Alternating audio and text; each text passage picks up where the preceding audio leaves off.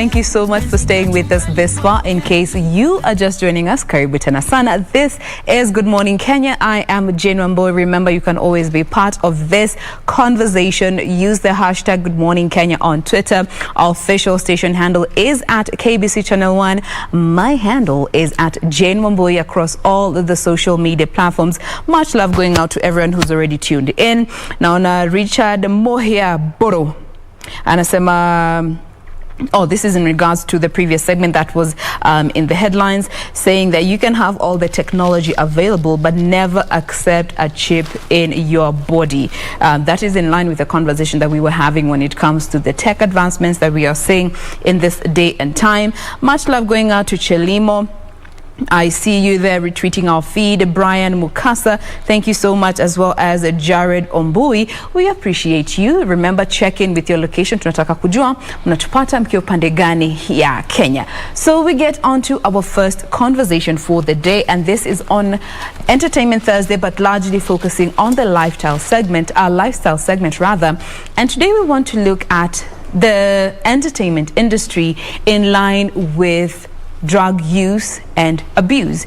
We have seen many a times celebrities who have, skyrocketed, are doing so well, their music is thriving, but when it boils down to their personal lives, some of them are struggling when it comes to drug use, misuse, and abuse. And we have two gentlemen with us in studio today to help us with this conversation. I'll start with the gent to my furthest right, superstar flani tunaye hapa ndani ya nyumba, Kelly. Yeah. Serikali namjua kama Kelly, lakini on the industry streets anajulikana kama Labalaa. Mambo vipi? Poa sana, poa sana. Karibu sana Good Morning Kenya. Mazee, nashukuru sana kwa kunishtua mazee, ni come through. Ni mapema jo. Inabidi. Hatujazoea unashtua system kidogo. Sishazoea, ukinaruka unaingia tu mazoezi, kutoka mazoezi, 1 2 3 kwa mneti, alafu unaingia sasa hustling.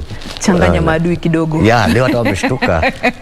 Karibu sana. Poa sana, nashukuru. How can our viewers find you on the socials? Mimi naitwa Labalaa Makao kila mahali, at Labalaa Makao. Facebook, Twitter, Instagram, Tanwai. Awesome. So he is part of the panel today, and we also have a counseling psychologist with us, Fredrick Osoro. Good morning. Good morning to you. Karibu sana. Asante sana. Thank you for making time to be with us today. Yeah. Are you on the socials? Yeah, I'm also in the socials. What unaweza kupata vipi? On Facebook, I'm Moenga Fredrick. Also, I normally work with KIPCO.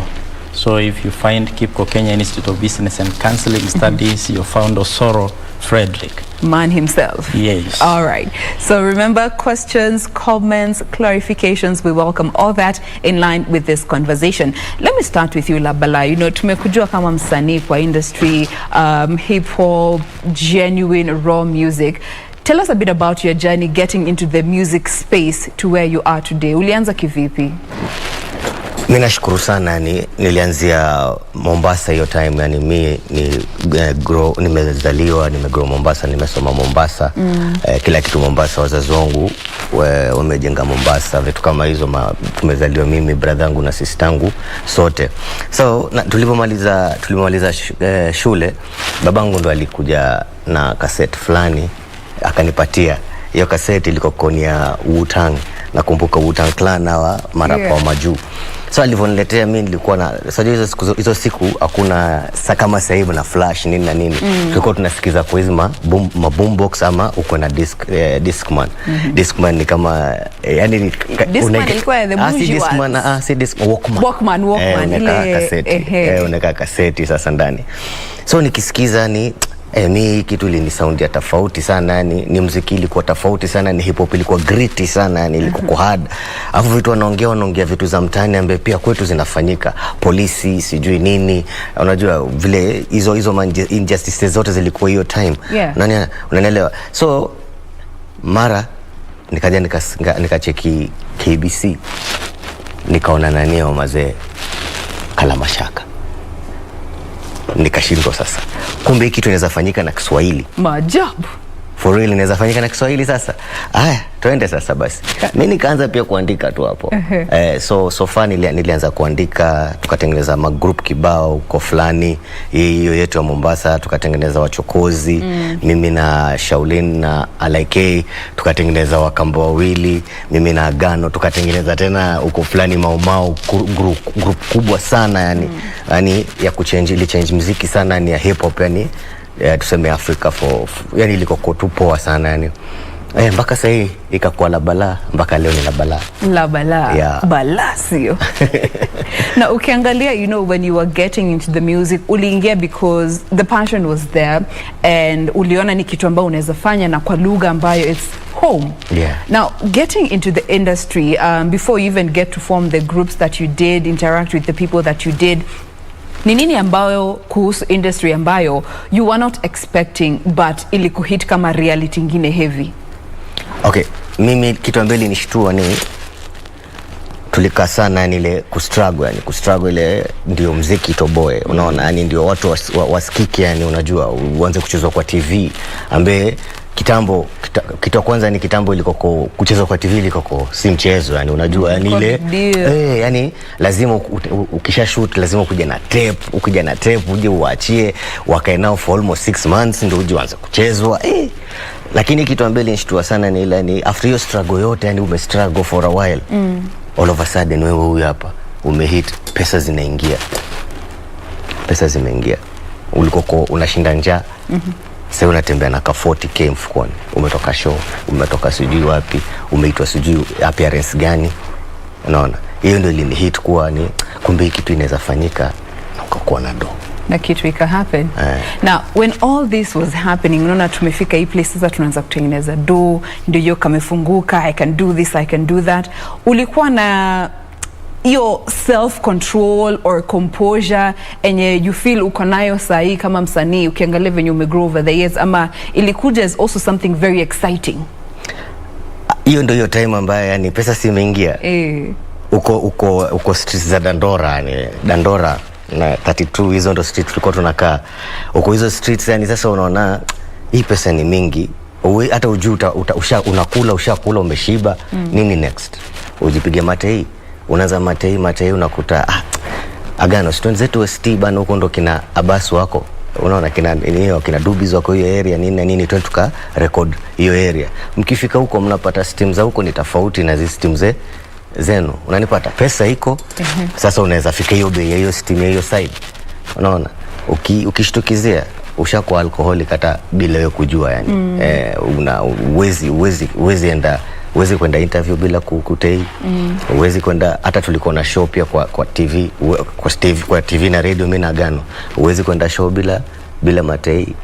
Ukiitwa meeting labda lazima ushuke River Road ujipige kitu fulani ndio ukuje sasa.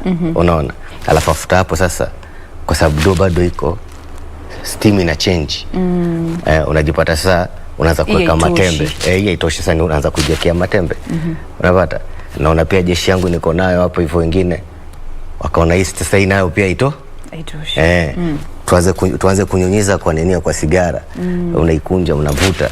Wakaona wengine pia tulitoboa tu nao pia haitoshi sasa. Watu wakaanza kufanya nini? Kujidunga. Steam sasa inaanza kupanda tu, yani kwa sababu uko na shilingi. So katika hiyo process yote nakumbuka vizuri, so si unajua sasa ushaanza kuharibu. Watu wanajua tukita Labalaa ananuka pombe. Tukita Labalaa yani amekula vitu fulani za blue, mdomo ni blue, so hata ukimwangalia anaongea tu hivi kwa interview nini, so usite Labalaa. Hiyo story ya Labalaa achana nayo. Ilianza ku affect career. Sasa si ukawa uitu show, uitu tena interview uko tu. So hakuna pesa sasa kwa sababu hakuna pesa sasa, hauwezi ile steam tena. Unalipata? Ile steam ya pesa kibao uwezi sasa. Unaanza sasa kushuka unajipata sasa, so ulikuwa unakunywa ma old monk nini na nini. Sasa umeingia changa mtaani sasa. Unakunywa changa sasa, ni wewe ndio hata unarausha huyo madha. Unambishia mama umeamka. Kitetemeka yani.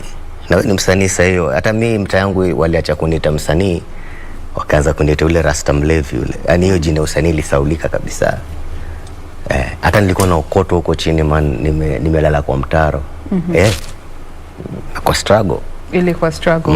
Now, shikilia tu hapo kidogo. Let me come to you, Fredrick. You know, the entertainment industry, on one side, it is an industry that is phenomenal, that so many young people are thriving in. But on the other hand, it is also bedeviled when it comes to dependency on some of this, for lack of a better words, let me call it stimulants, because most of the time people need to be stimulated.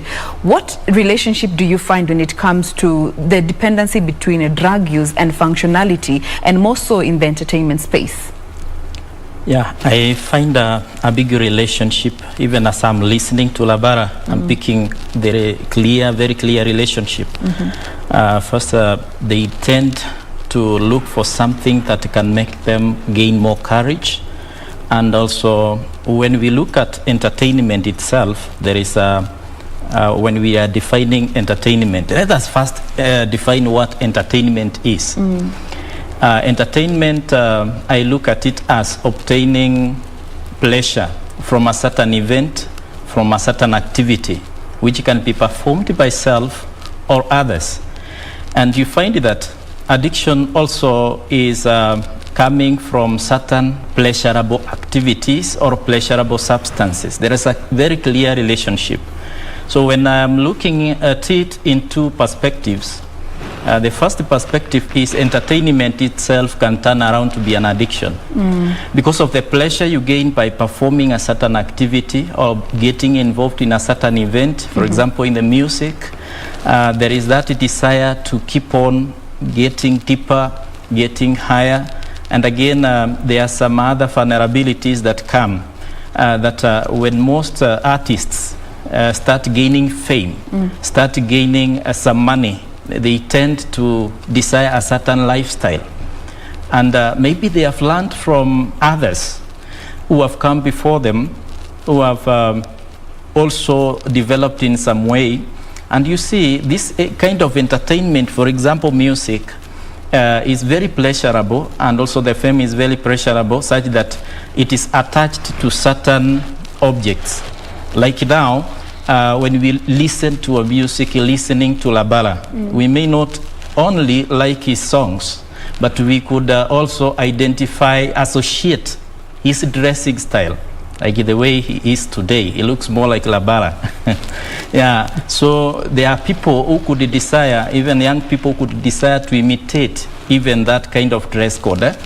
And even a t-shirt or whatever is associated with him, even the shoe, I can see this shoe. And you see that all these kind of activities and objects that are associated with the pleasurable event, even in that event, in that show, maybe there are some terminologies that were used that were very pleasurable because of the entertainment itself. So you find that another perspective is that addiction is coming in as associated with the performance of the pleasurable event or the obtainment of that pleasure. You find that maybe in that show, some alcohol was distributed, people were high, people were using stimulants, and maybe some stories were shared. So you find that other musicians, other artists tend to also get into that. On the other hand, you find that addiction itself is, of course, a disease. Yeah, we define addiction as a disease that is chronic and a brain disease. It is chronic in that it has no cure. It can only be managed, and managed especially when the person is participating. And so you find that it developed from a substance of abuse or a certain pleasurable behavior that was performed for a longer period of time, and there was a repetition of certain activities involved in seeking the pleasure, obtaining pleasure through a certain behavior or through a certain substance. Okay. So you find that there is an association between entertainment and addiction. This association, I look at it in the way they both influence the mind.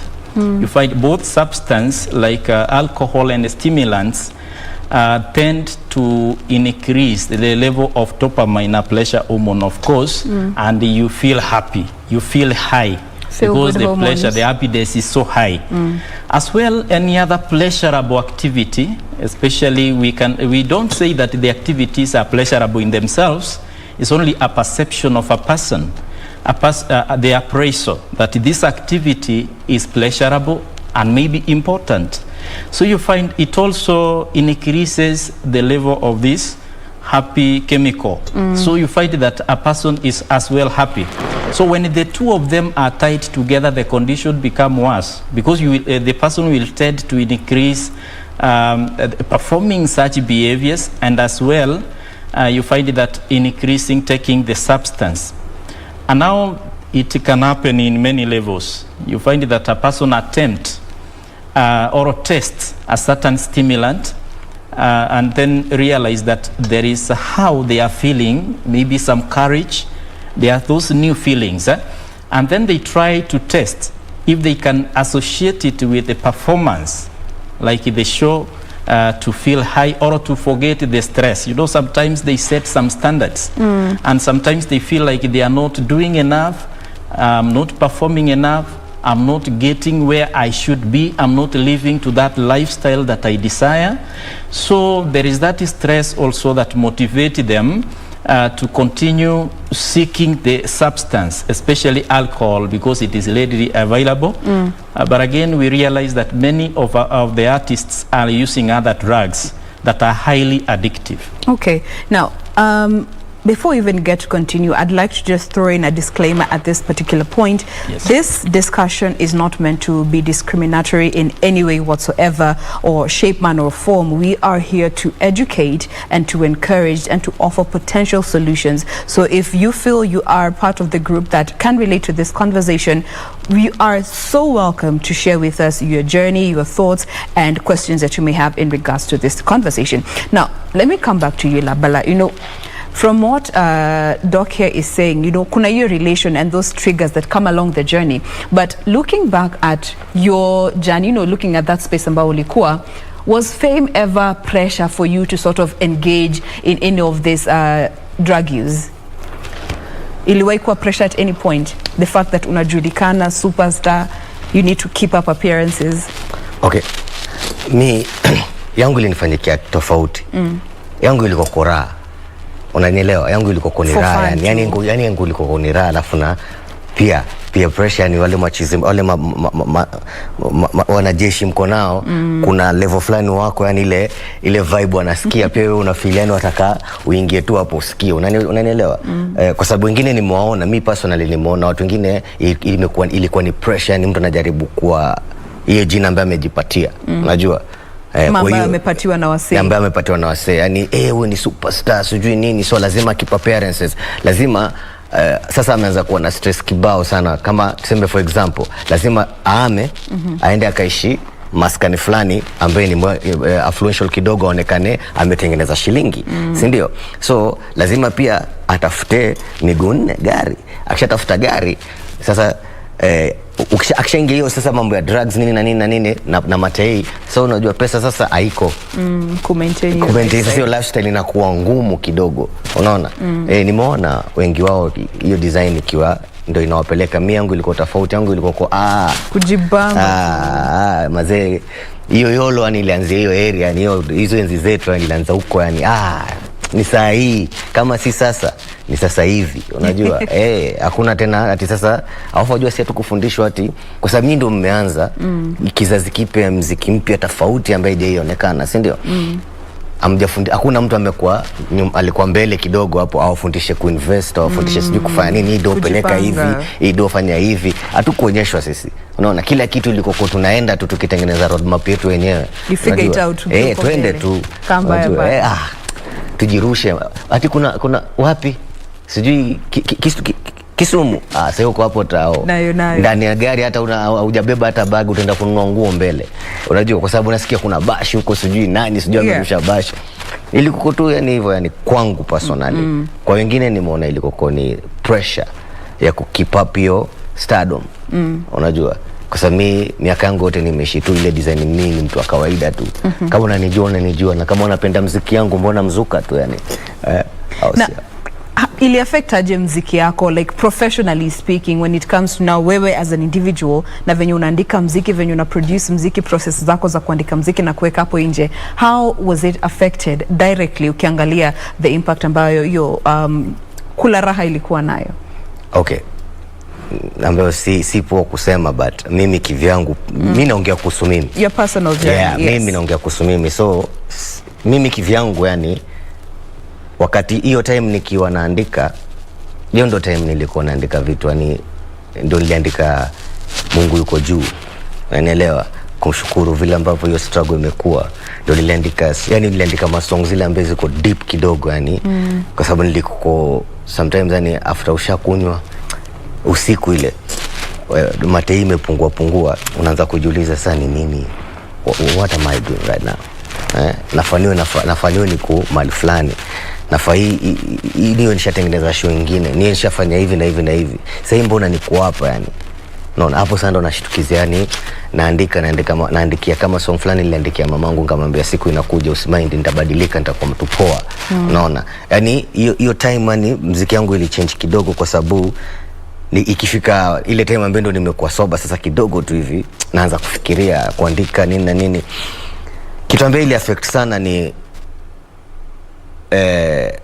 nilikuwa siwezi fanya video, nilikuwa sina do ya video, sina hata ile nishakata uhusiano malinks kibao za watu wa TV nini na nini, kwa sababu anajua huyu ni mlevi, huyu hatuwezi muita sasa, unaona. Hiyo ndio iliniharibia muziki yangu sana, but part ya kuandika nilikuwa sawa. Okay, now allow me to just use that particular space and come to Fredrick, because we have seen even, and not just you Labalaa, nimepia on so many other people saying, when I am intoxicated ama senye niko high, that's when I am able to write such beautiful music. I don't know, how does that work? High functionality and still being under the influence of something. To me, that could interpret a level in the progression of the addiction. Because at the experimental stage, a person does not feel like they are tied, and they don't feel any change, any influence. Even if they feel it is not a big impact. Then when they progress until they get dependency, that is when you came to realize there are some things you can't perform well without the substance. You become dependent, and especially you must have started using because of a certain problem, maybe to solve a certain issue or to add something. So I could like to appreciate the journey that Labalaa has walked. In fact, it's not easy when a person reaches that point to realize yourself, because a person may think that it is better when I am high, I am under the influence, because now this person is motivated when under the influence of the substance itself, and we call it dependency stage. It involves, in fact, a lot, even withdrawal, that when you are not under the influence of this substance, you find that there are some things you can't do well. It's like, and again, in the withdrawal, still you can feel like you are not comfortable when you have not used. You must use in order to perform well. And now it means at that level, this kind of a substance has interfered with the normal functioning of the body. And you will find even tolerance. A person might even increase using, because the dose that you used yesterday, you have to increase the dose in order to experience the same effect. So I find that relationship as a kind of a dependency stage, which is very dangerous. Even if a person may seem functional, it might have reached a level that is very dangerous. Okay. Now, nataka kusema kitu, mimi wajua yangu ndo najaribu kusema ni personally. Mimi si ati nilikuwa not for everybody. Ndio ati nikikuwa high ndo nilikuwa naandika. Okay. Nikikuwa high nilikuwa siwezi andika kitu yote. When you are sobering down. Mimi sasa nilikuwa nikiwa nimeamka hivi niko soba kabisa, ile kujilaumu. Unajua kuna upatu unajilaumu. You're stripping yourself. Sasa yani unajilaumu kabisa, unasema sasa ni nini nafanya man. Nina wife ana mimba, sai soon tutapata mtoi. Tunaishi tunaishi design. Yani nimefanya mpaka tumerudi, tumekuwa nikambe masquatter jo. Na mimi ni msanii, niko na kipaji. Najishtukizia tena nimetoka. Nimeenda nikakunywa kwa sababu ya hiyo. So hiyo part hiyo ambaye nafikiria ndio hiyo time waga nilikuwa naandika ni kwa sababu nilikuwa clear yani akili ilikuwa clear hiyo time, naweza fikiria yani vizuri yani. Unaona? So what was your turning point? Is it something that happened, ama situation ambayo ilienda south, or something good happened in your life and you had that sobering moment? You were like, by the way, I can't keep doing this. I can't keep cycle going. Mi naweza sema ni kitu ya kwanza ni iliko kitu poa kwangu, iliniapenia. Ni huyo dema ambaye nilikuwa naye kwa nyumba. Unaona, huyo ambaye ame survive hiyo time yote. Nimekuwa mlevi, nimekuwa ni naokotwa huko, nimekuwa nalala saa zingine nalala kwa stairs, nimeshindwa kufungua mlango. Yani ame survive na mimi hizo stories zote yani. Unaona? Afu sasa akona ball.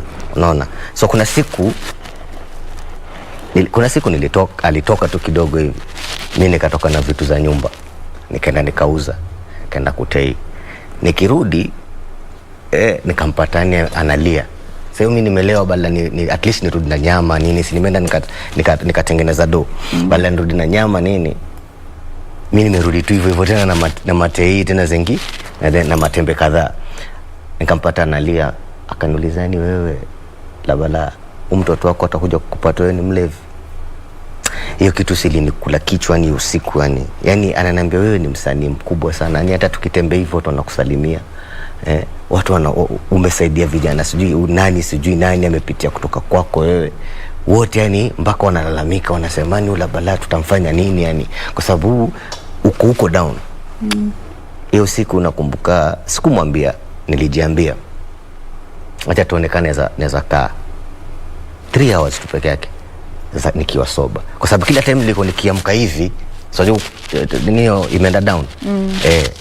Kulikuwa na chupa kwa kitanda, chini ya kitanda, huko kando, yani hata hapa kwa headboard hapa hivi. Nilikuwa nikugeuka tu na kuchukua na kufungua na rejea pale nilikuwa jana, unaona. So nikasema acha nikae 3 hours, nikakaa 3 hours. Acha nikae mpaka jioni tuone. Nikakaa mpaka jioni, nikaanza kutetemeka. Sasa ndio nikafikisha kesho asubuhi. Nikafika asubuhi mazeni nishaanza kuharisha, nishaanza kutapika. Sasa hizo withdrawal zikaanza. Sasa nikakuta nimemaliza 24 hours. Sinaweza maliza 2 days basi. Tuone basi. Kajikaza kesho, kajikaza tena wiki, mwezi, mwaka, 9 years. Sai. Bila kuguza hata. 9 years sai. Yani kama siwe wife wangu Sara na watoto wangu sai, Imran na Kira au mademu wangu, yani hao ndio mademu wangu ambao niko nao kwa nyumba. Kama si hao yani kuangalia ile kila siku natoka kwenda kutafuta kila siku, unajua wao watu wanafaa kuishi life tofauti, hawafai kukaa hapa kama vile wewe ulikuwa unakaa. Unajua wanafaa kuishi ile life ambayo babangu aliniweka ilikuwa poa, hawafai wake zaidi. So unaamka unatoka yani. So sasa ni naenda 10 years next year, July 2. Good stuff. Yeah. Now, let me come back to you, Fredrick. When it comes to finding something to anchor you on sobriety, because for many people, unaweza pata seme stafanya hivi tena, you have that mental resolve, but you don't have maybe something physical enye ambayo inakukumbusha to be on that road journey to sobriety that you have chosen to do that. How would you advise the guys that are struggling to go about finding an anchor that will help them in their sobriety journey, and especially our entertainers in the music industry, film industry as a whole, those that are in the public platform per se? Wow, thank you, Jain. I see that is a very, very important area to look into. There are many, of course, I agree. There are many people who do not have a way they can get out of addictions, though they have a desire. But also I could appreciate that person who has a desire, because that is one of what we call recovery capital. You only need a change of mindset for you to have a complete change. And as we mentioned, it behaves like a disease. Actually, it can't be cured. There is no medication for it. It only requires that commitment. Yes. And this person, in case you find a person out there, our viewers, who is willing to stop but does not have a way, the first step is to look for a mental health practitioner. We have counselors in the society, and in these days we have so many rehabilitation centers. And in this rehabilitation center, this person is not going to live in a jail. It's actually a home away from home. The only thing you are going to be assisted is not to use. And because some substances are very dangerous, you can't just stop. The withdrawal symptoms can actually cause severe illnesses and big problems, and they need to be managed. In this addiction management, what we normally do, we work as a team of mental health practitioners, and we involve also the medical practitioners on their part, because some of these symptoms are physiological. Like now, if a person is in withdrawal and is having severe headache, another person is having hallucinations, another person is depressed.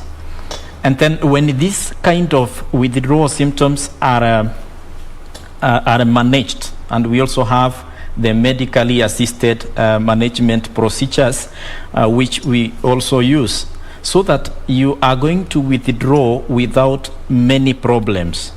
And also other drugs like alcohol actually interfere with absorption of important nutrients.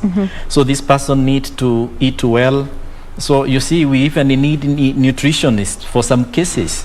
So there are so many people who are needed in this case. Okay. But now the case manager is a counselor, an addiction counselor. We have addiction counselors. And when this person gets into, for example, a residential treatment program, it is because you could want to be assisted, not to be attempted again. We remove you from triggers. And these triggers could involve even family members. Sometimes we might be blaming these people only to realize that they are infected by the issues of life, issues that are surrounding them. Even some family members could be involved, some family conflicts and the workplace conflicts, and also the various targets that they have in life. All right. Labalaa, did you have to go to rehab for your personal journey, ama this is something that you decided na ukaamua kambaya mbaya nitapambana na hali yangu hapa nilipo to get back to where I was? Okay, mimi ile kitu najua kama vile daktari anasema hapa hivi, kwa watu ambao wako na shilingi, unajua ni rahisi kwenda rehab, kwa sababu rehab unajua si free ati hivyo, unajua ni rahisi kwenda rehab. Kwa wale watu ambao sasa ni maboi wa mtaa, yani inakuwa ngumu kwa sababu hizi lipa hiyo area, anajifanyia mwenyewe. Kama mimi yangu ilikuwa ni ile kamba mbaya bro, mimi naimalizia tu hapa tu kwa nyumba, tunahara hapa tunatapika hapa unasikia tunatetemekea tu hapa unaona. Na kama yule ambaye atakayetoboa mbona fresh tu, unaona hapo ndio yangu ilikuwa struggle ya kwa nyumba, yani ile yani sitoki. Alafu tunajua marafiki sasa wale ambao walikuwa tunakunywa nao sasa wakaanza sikia nimeanza kuacha, wakaanza uzuri walianza kunipatia space kidogo, yani kwa sababu wanajua si mchezo. Unaona mimi yangu nilifanyia kwa nyumba, ambayo yani ni waga najiambia ni kungekuwa kunaweza tokezea ni tuseme hizi za government kasi kazi ziko yani maprogram yani zikuwe za watu ambao wana kashilingi, yani wana shilingi fulani wanaweza fikisha. Unaona pia wao waweze kuingia rehab, kwa sababu rehab ni place poa, unashughulikiwa, unapigwa vitu za mental zingine mpaka unakuta yenyewe kweli struggle ni real. Wacha niendelee tu kushikilia hivi, niachane na history, unaona, niachane na history ya drugs, ya ulevi, ya nini, yani unaambiwa, unaona. Huku kwingine sisi hujiambia tu wenyewe na unashtukizia. Saa zingine unasikia jamaa anakuambia nimemaliza mwezi. unakaa kidogo unapatana naye after 2 days wazee nilishindwa Labalaa mazee mimi yani mpaka analia kwa sababu ana hiyo moyo ya kuacha iko unanipata moyo iko ya kuacha but enablers ndio hakuna atafanyaje unaona so hata nikaona haya kuna ile designer kama nilikuwa nasema kama gava inaweza regesha mpaka zile masocial za kitambo ambaye watu wanaweza patana alcoholic anonymous unaelewa umeacha mwezi si umeacha kama wiki lakini unakuja unapatana na watu kama kina Labalaa miaka 10 unajua sasa hiyo tu influence tu kidogo tu umekuta naweza yani Labalaa naweza kukaa kama 10 years yani kama Labalaa unanipata yani naweza make sense yani watu hizo alcoholic anonymous ziko pia area ni kitu kama hiyo. Alright. Hapa kuna mtu anauliza kindly ask Labalaa how he deals with triggers in the present to just make sure he doesn't relapse. Okay. By the way mi bado huwa naingia club. Alafu mimi ule mse wa club yani hiyo kabla sasa covid. Mimi ule mse wa club yani unaona zile mamishikiki zile waga zinapita sijui nini na nini mimi ndio huyo jamaa huyo waga nakula hizo tu yani nikaa kwa club nini. So triggers kuna kama trigger fulani waga nakumbuka sana waga ndio inaniweza hadi ile kweli ni kuna mwenzangu anaitwa Gano akikuja yani vile ile story waga ananiambia jana vile kulikuwa zile mabaa amegonga zile mitaa mingia yani zile ma story musiki yani the fear of missing out na miss hizi story zote jo na miss yani ile sasa unajua sasa nishakuwa mtu mzima nakaa nyumbani na nafika tu nyumbani mapema sababu ya familia watoto wafanyishe homework nini na nini vitu kama hizo si ndio sasa Gane anakuambia wewe Labalaa mazee jo jana mwanzo hata anakupigia simu mwanzo bakiwa huko maskani yani unasikia ni unamwambia mazee kesho natokezea yani asubuhi ikifika unajiambia sasa nikienda huko alafu si nitakunywa acha survive jo mazee Gano mazee tupatane studio bro sawa sawa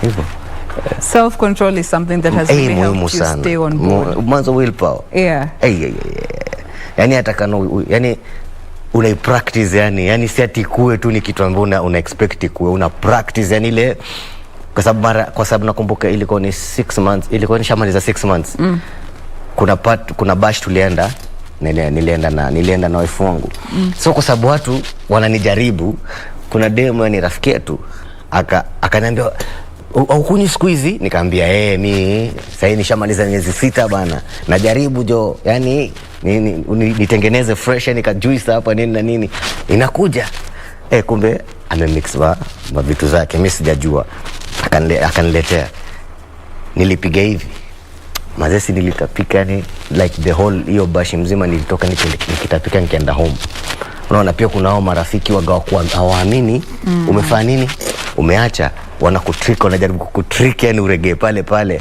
so ni vitu mingi sana yani willpower uweze to withstand your temptation si mchezo mazee si mchezo for real now doc looking at Labalaa, you know, we can't say it's the same for everyone. Every journey is very individual. You can't have a blanket sort of solution for everyone who's struggling when it comes to that willpower. For those that need to find a healthy way to deal with triggers, how would you advise them to go about this? Yeah, for those who could want to deal with the triggers, first I want to appreciate the journey Labalaa's walked. Hey, this guy has worked it. Mbaya. That journey is not easy. In fact, that willpower ni kitu ilitoka ndani na it sounds that there was that maturity. Actually, we could have lost him, a very, very important resource in this society, and I imagine he could be continue to mentor now. So when a person want to stop, you may not be able to stop at once. It is a journey. First, you need to agree that it is a journey. You might get back so many times. We call it relapse, going back to the same behavior so many times. But at the end of the day, you will make it. It's important to talk to somebody. Talk to somebody. That person you will find who is positive, who is at least ahead of you in terms of mindset, that this person is not using, at least the non-users. and also to change the company and to walk away from the triggers, because you can't expect to stop when you are still keeping the same friends, you are still keeping the same events that triggers. Because also there is a possibility that some events are associated, even if you don't want, the mind is set in some way that it associates a pleasurable activity with another one. It remembers. There is that memory of that pleasurable activity. So run away from all those triggers. And even if it is willingly, in these days people are willingly taking themselves to rehabilitation centers. And we have people in the society now who are coming up, those who have recovered, just like Labalaa, who say that now, of course, I have a rehabilitation center, but I could, if you are willing to stop, you can actually come in for some time, and then we will remove the cost from you. You continue to mentor others. Like we have ever done it in Maranatha Restoration Homes in Thika, Nkoiwa, whereby this person has recovered a bit, but could want to deal with the triggers. We put this person in a mentorship program. Okay. Yeah, you can even decide to do drug and addiction. We have a universal a treatment curriculum, an internationally certified course on addictions. Very, very informative. And some other courses, just even a short course or anything else, train on something of your interest, so that the mind can be busy, meaning becoming busier is another thing. Because whatever you appraise, whatever you perceive as important in your life, whatever you perceive as pleasurable, that will be your lifestyle. So you can change your lifestyle into something else. All right. Labalaa, can I add? Yes. And also tukifunga, unaweza to just, just take this time to speak your truth to those that are also struggling and would want to sort of find their way back to their former glory or how life used to be or want better. Okay, kuongezea daktari vile amesema ni kuna historia ora kama mimi kama saizi nina watu kama watatu hivi wameacha, unaona? Nimewapatia namba na nipata, nimewambiaje, bro, ukisikia hiyo nakulemea nivutie, hata ni flash tu, mimi nitakupigia, tutie story dakika moja mbili, tucheke nini na nini, au sio? Au majamaa mpaka sasa hii nimestruggle nao for sasa hii, kuna ule ambaye amemaliza miezi 6, ule ambaye ni mingi sana ndio hiyo miezi 6, wale wengine bado hao wawili bado wako kwa hiyo struggle tu, yani ndio amemaliza 2 months, mwingine sasa ndio iko wiki ya 3, unaona? So ile design daktari anasema unaweza tafuta kitu fanye, ama unaweza tafuta mtu ambaye amepitia hiyo story, unamvutia, unakuwa kama mko karibu, mnatembeleana, unaenda kumwangalia. Okay, kuhusu sasa hiyo story nyingine, mimi wacha nisikudanganya mazee. Oe bro, hizi vitu zote ni za dunia mazee, na hizi vitu zote upita, yani unajua at the end of the day wewe ni nani kwa hii dunia? Kuna purpose ambayo umeletwa na Mwenyezi Mungu, yani kuna greatness ambayo iko ndani yako, maana inafaa unleash, watu wajue Mwenyezi Mungu amekuweka hapa kwa hii kazi fulani ya kufanya, unanielewa? Kama mimi najua nililetwa hapa ni rap ama vipi, alafu nikuwe mlevi nipitie nije nikae hapa mbele naanza kuongelesha, unaona? Mimi ndio purpose nimeanza kuona jajani alinipatia. Drugs ni vitu ambaye zitakuwa wewe una fleeting moment, yani ya kujipanga, ya kujitengeneza, my friend, unaona? Umalize chuo, usome uni, umalize, utafute job, utafute wife, utafute sijui nini, yani family, yani unanielewa, land sijui nini uanze kujenga. Hiyo ndio life inafaa kuwa hivyo, si ati ustop mali fulani sababu ya matei, sababu ya drugs nini na nini. Ufanyika kwa sababu watu upitia story mingi sana, yani watu upitia story kibao, kila mtu ana story yake ya kusema.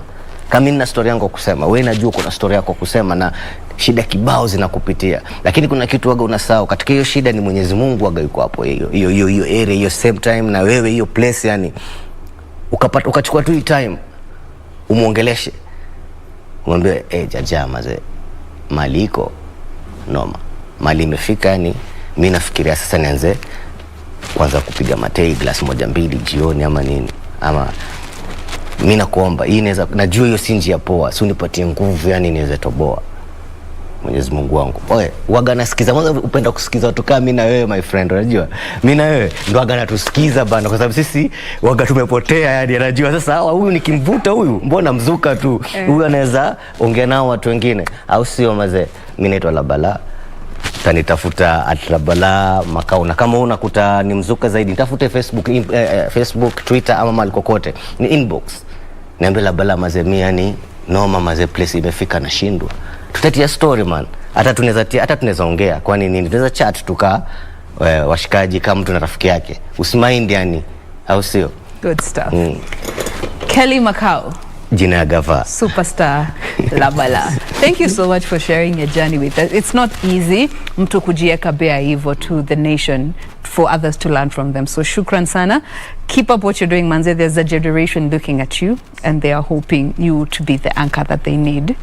Dr. Fredrick Osoro, yes. Thank you so much for offering your expertise when it comes to this conversation. We appreciate your time.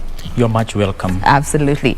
We're not yet done with Good Morning Kenya. Tuna superstar mwingine hapa ndani ya nyumba. We'll be coming up with him in a bit. But first, tupate mziki kidogo as we gear for the next discussion.